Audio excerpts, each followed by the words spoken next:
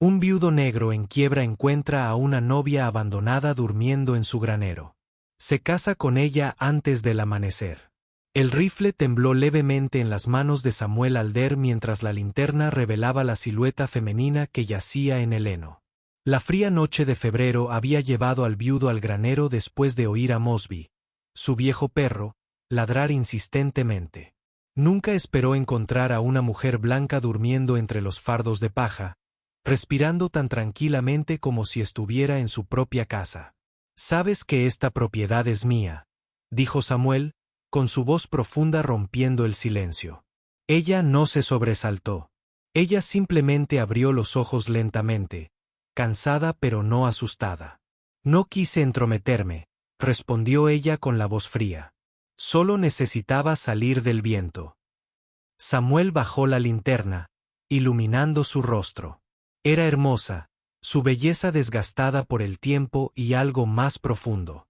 Su abrigo fino y sus guantes rotos delataban su condición. El viudo negro de 40 años estudió al intruso durante unos instantes, consciente de que albergar a una mujer blanca desconocida podría traerle más problemas de los que ya enfrentaba. «¿Cómo te llamas?», preguntó, manteniendo una distancia segura. «Florence May», dudó, con las manos entrelazadas en el regazo. «Vine en tren. Me bajé hace 2 días. He estado caminando desde entonces». «¿A dónde ibas?». Florence miró hacia arriba y algo pasó entre ellos. No un reconocimiento sino una conexión. 2 personas que habían superado tormentas sin pedir ayuda a nadie. «Estaba buscando a Samuel Alder», dijo simplemente. La linterna tembló en su mano.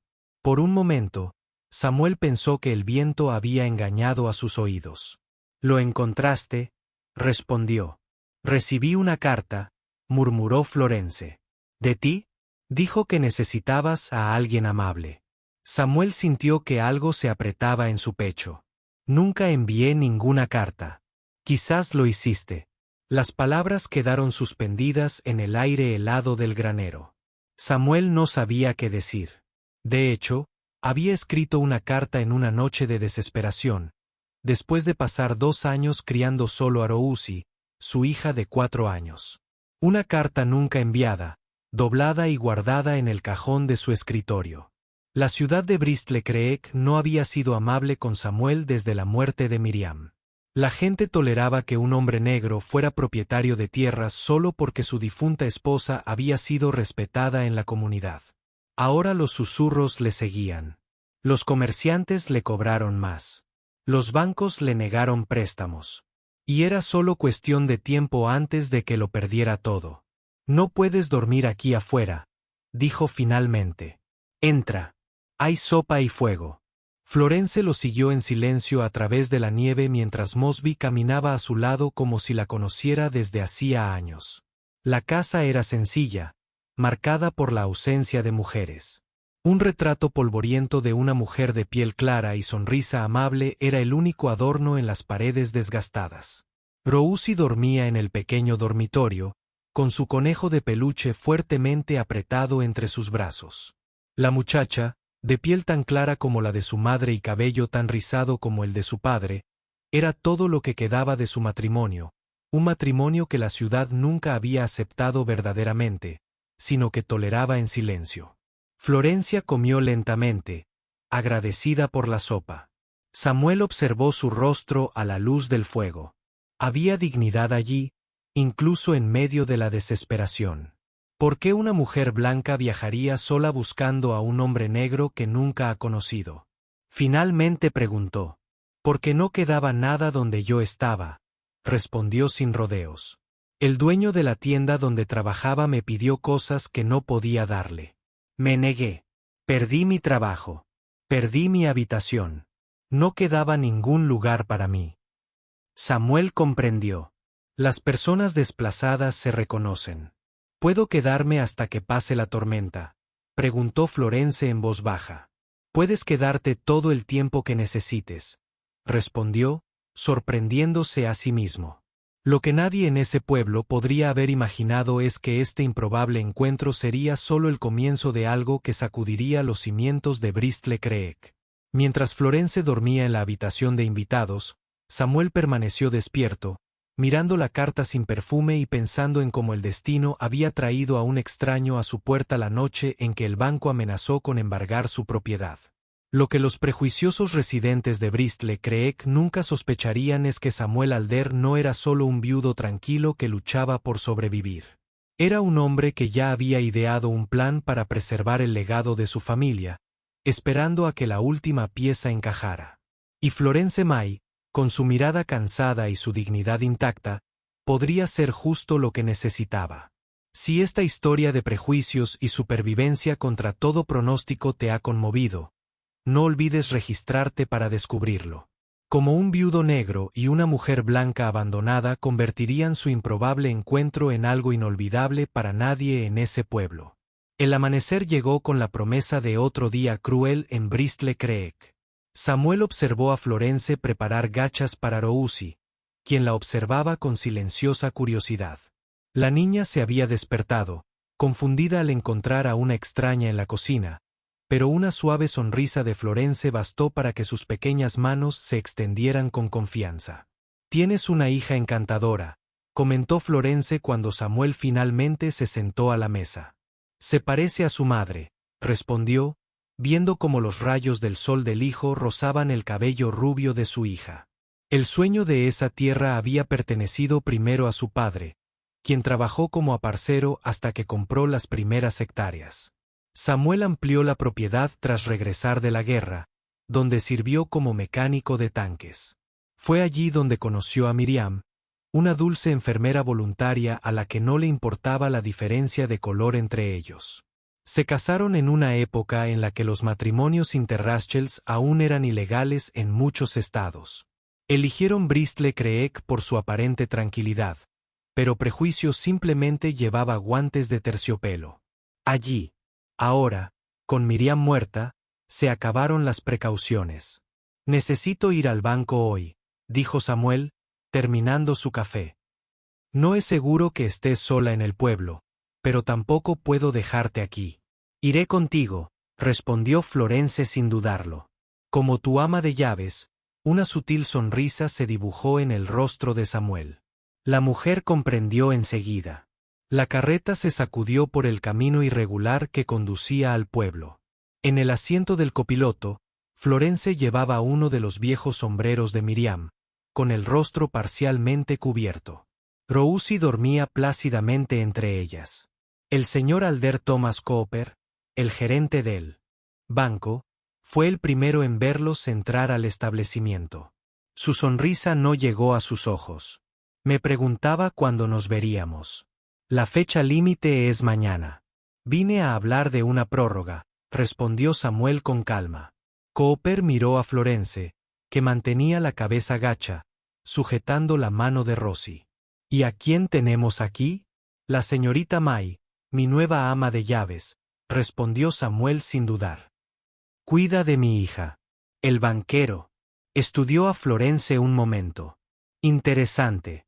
No veo a muchas mujeres blancas trabajando para». «Bueno, ya lo entiendes. Un salario justo atrae a buenos trabajadores sin importar el color de piel», respondió Samuel. «¿Y mis pagos?» «Sí, por supuesto», Cooper señaló su oficina privada. «Ven, hablemos de tus opciones». Dentro de la habitación, Cooper cerró la puerta, dejando a Florence y Rousi en la zona principal del banco. La sonrisa desapareció. «Seamos directos, Alder. No es posible una prórroga. De hecho, esta mañana recibí una oferta por tu propiedad. El juez Harmon está interesado en el terreno para expandir su negocio». «Mi propiedad no está a la venta», respondió Samuel con calma. «Y tengo hasta mañana para arreglar mi situación». «Sé realista», Cooper rió, bajando la voz. «Un hombre de tu condición no debería haber tenido ese terreno. Solo te toleraron mientras tu esposa vivía. Considérate afortunado de que te demos una compensación para empezar de cero en otro lugar». Samuel mantuvo la expresión impasible, aunque tenía la mandíbula tensa. «¿Cuánto?» Cooper empujó un papel sobre el escritorio. La cantidad era un insulto. Menos de un tercio del valor real de la propiedad. ¿Puedo tener el dinero mañana?, preguntó Samuel, sorprendiendo a Cooper con su aparente rendición. Por supuesto, pero primero necesitaremos los documentos firmados. Samuel asintió y se levantó.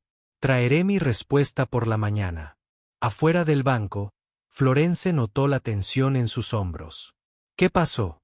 Lo que esperaba, respondió, guiándola por la acera. El juez quiere nuestro terreno y el banco se lo está facilitando. Mientras caminaban, un elegante carruaje se detuvo cerca.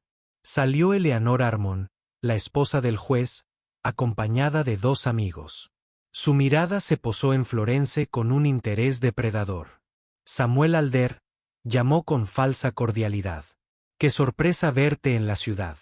Y con un nuevo empleado, supongo». «Señora Armon», Samuel la saludó con un cortés asentimiento. «Esta es la señorita May». Florence hizo una discreta reverencia, con la mirada baja. «Fascinante», Eleanor sonrió. «Quizás podrías considerar trabajar para una familia más establecida cuando el señor Alder tenga que mudarse. Pagamos muy bien».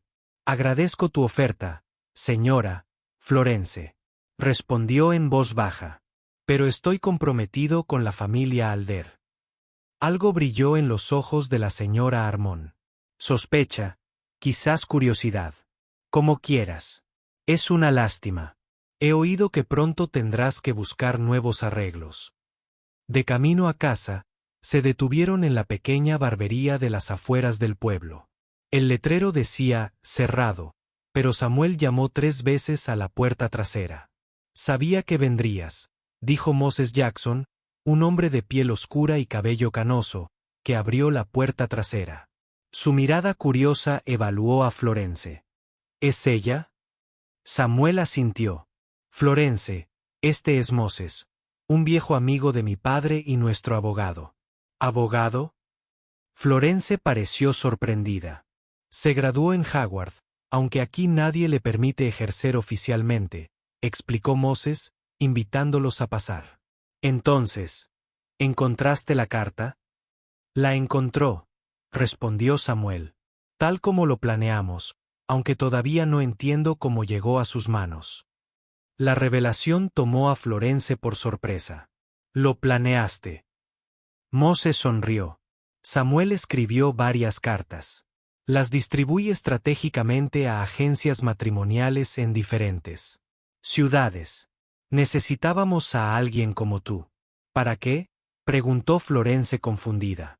Samuel intercambió una mirada con Moses antes de responder.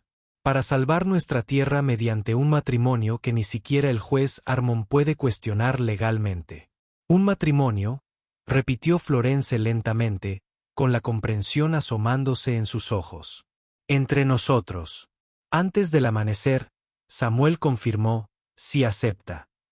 Lo que Florence no sabía era que este plan tenía raíces más profundas que un simple matrimonio de conveniencia. Samuel Alder no era solo un granjero que luchaba por conservar sus tierras.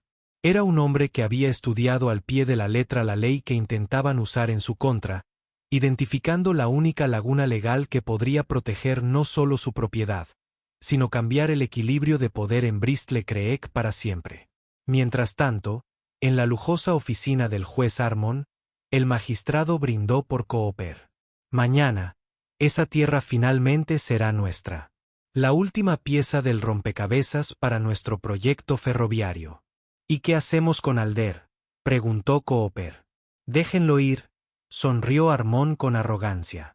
«Un hombre negro viudo con un hijo mestizo no será bienvenido por aquí. La naturaleza seguirá su curso».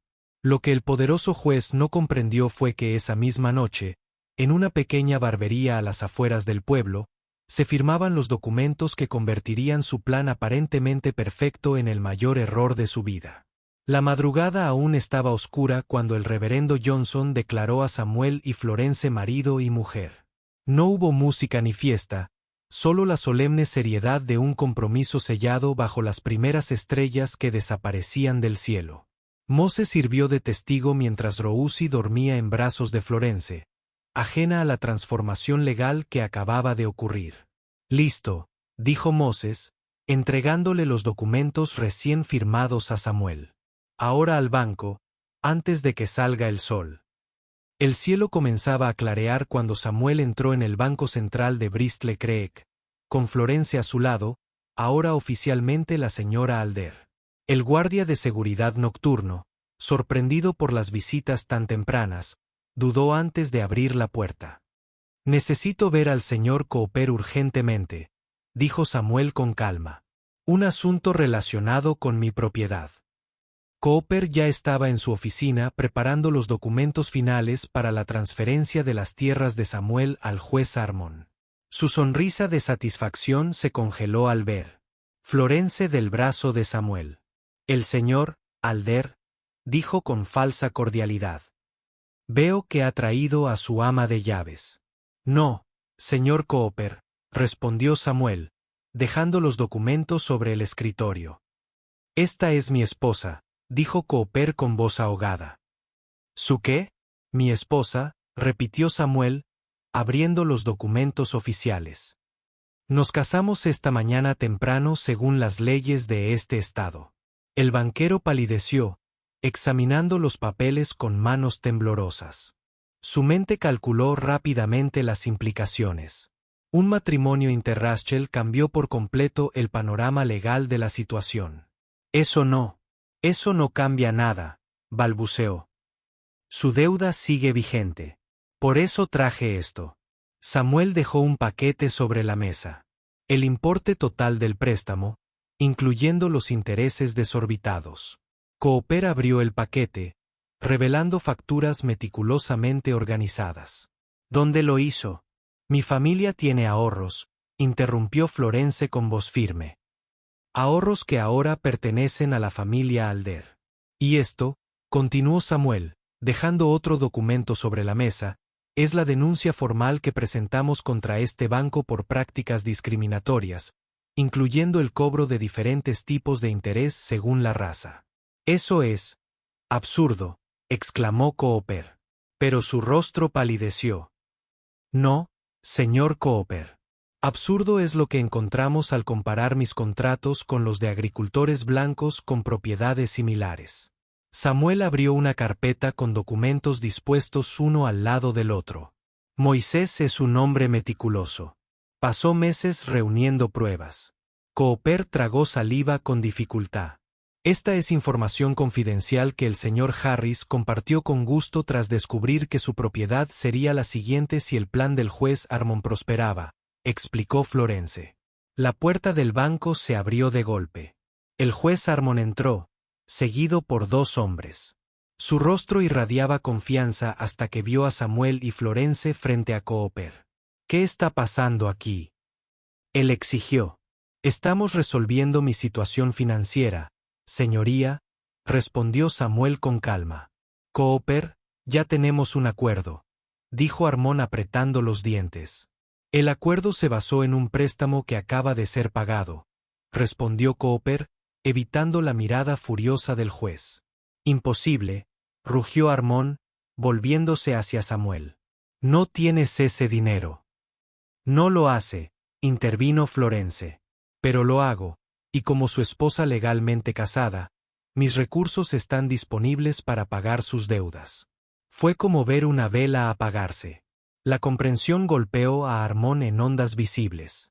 Primero confusión, luego shock y finalmente rabia impotente. Esto es un fraude, susurró. No puedes, María, interrumpió Moisés, subiendo al banco con varios papeles. En realidad, puede hacerlo, señoría. La Corte Suprema dictó sentencia en el caso Laving vs. Virginia, en 1967. Los matrimonios interraciales están protegidos por la Constitución. No me hables de la ley, barbero. Harmon dio un paso amenazante hacia adelante. Abogado, corrigió Moisés. Me gradué de Howard con honores, a pesar de que bloquearon mi licencia local durante años, y traje esto. Moisés le entregó un sobre al juez, quien lo abrió con dedos temblorosos. Su rostro se convirtió en una máscara de horror. Reconozca la escritura, señor, preguntó Moisés.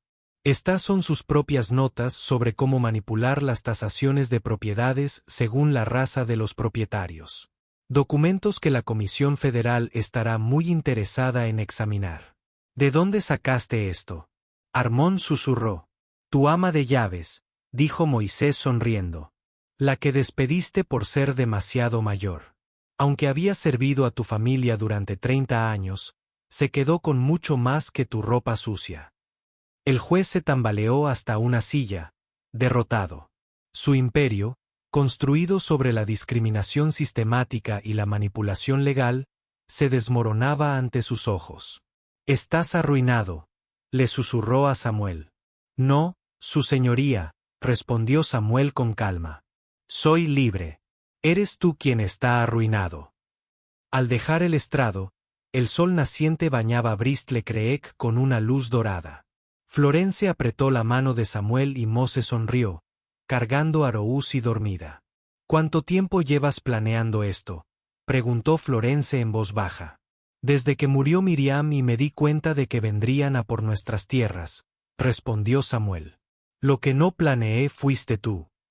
¿Qué quieres decir? El plan era encontrar a alguien dispuesto a aceptar un acuerdo legal temporal, explicó. No esperaba encontrar a alguien por quien realmente sintiera algo. La conmoción se extendió por Bristol Creek como un reguero de pólvora. Primero fueron rumores, luego titulares en el periódico local. El juez Armon investigó por fraude y discriminación. Las pruebas eran irrefutables. Documentos, testimonios de exempleados. Patrones de decisiones judiciales que favorecían sistemáticamente a ciertos grupos. El imperio que Armon había construido durante décadas se derrumbó en cuestión de semanas. 3 meses después del enfrentamiento en el banco, Samuel, Florence y Rousi estaban sentados en el porche de su casa, ahora completamente renovada. La hipoteca estaba saldada y las Alderland no solo seguían siendo suyas, sino que se habían expandido. Señor Alder. Un carruaje se detuvo a la entrada de la propiedad. Eleanor Armon salió, irreconocible con su sencillo vestido y su peinado sin sus adornos habituales. ¿Podría hablar con usted un momento? Samuel asintió, invitándola a acercarse. Florence colocó a Rousi en su regazo, protectora. Mi esposo, comenzó Eleanor, tragándose el orgullo. Lo perdió todo. Nuestro hogar, nuestra posición social. Incluso perdió el derecho a ejercer la abogacía. Lo siento mucho, respondió Samuel sin sarcasmo. No había placer en otro sufrimiento, solo la certeza de que por fin se había hecho justicia. Necesito trabajo, confesó Eleanor, con la mirada fija en el suelo. Lo que sea. Nadie más en Bristol Creek nos ayudará. Florence y Samuel intercambiaron miradas.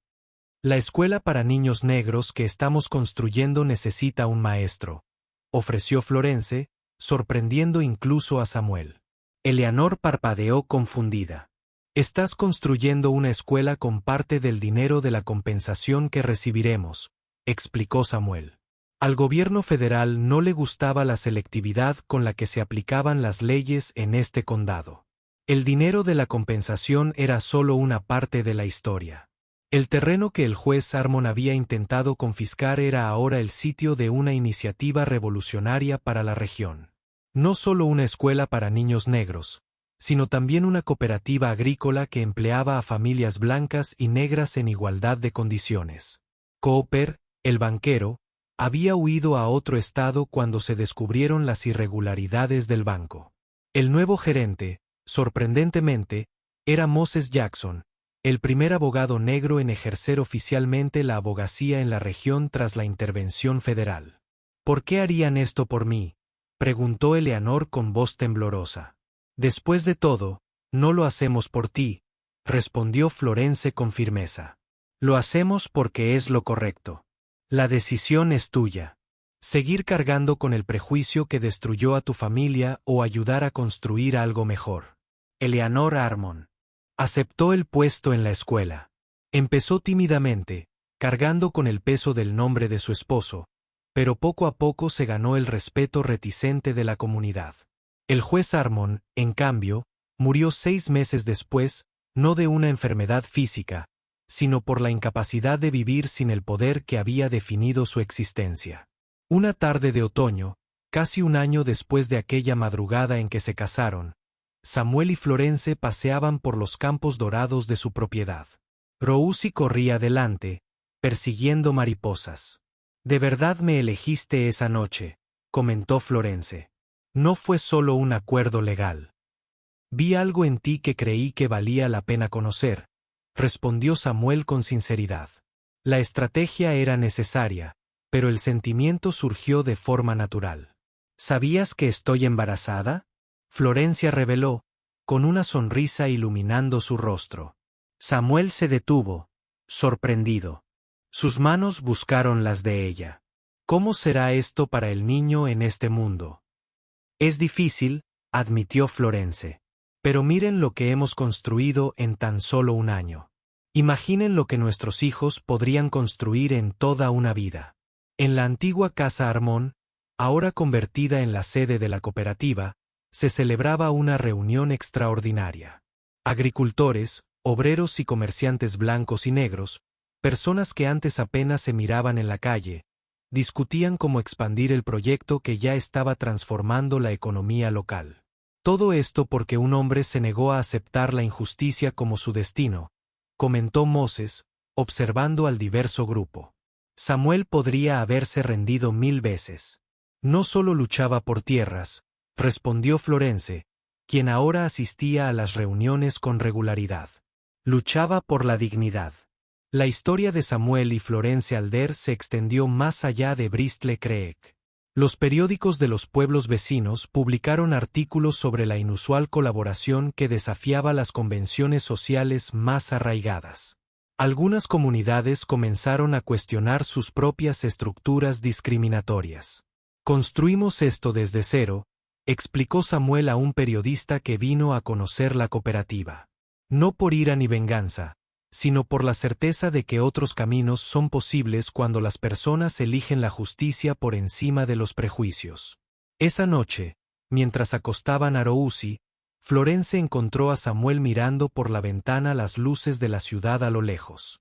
«¿En qué piensas?», preguntó. «Como empezó todo con una carta que nunca envié», respondió. «Como a veces tenemos que perderlo todo para descubrir de qué somos realmente capaces». La lección que Samuel y Florence le enseñaron a Bristol-Creek fue más allá de la justicia legal o la venganza contra quienes intentaron destruirlos. Fue una lección sobre la reconstrucción, sobre la transformación de las estructuras de opresión en nuevas posibilidades para todos. No borraron el pasado, pero se negaron a dejar que definiera el futuro. La verdadera victoria, solía decir Samuel, no es ver caer a nuestros enemigos, sino construir algo que nunca creyeron posible. Si esta historia ha demostrado que la justicia a veces llega de maneras inesperadas y que la dignidad puede florecer incluso en los entornos más hostiles, no olviden suscribirse para recibir más historias que revelan cómo la valentía de unos pocos puede transformar la realidad de muchos, incluso cuando todo parece perdido.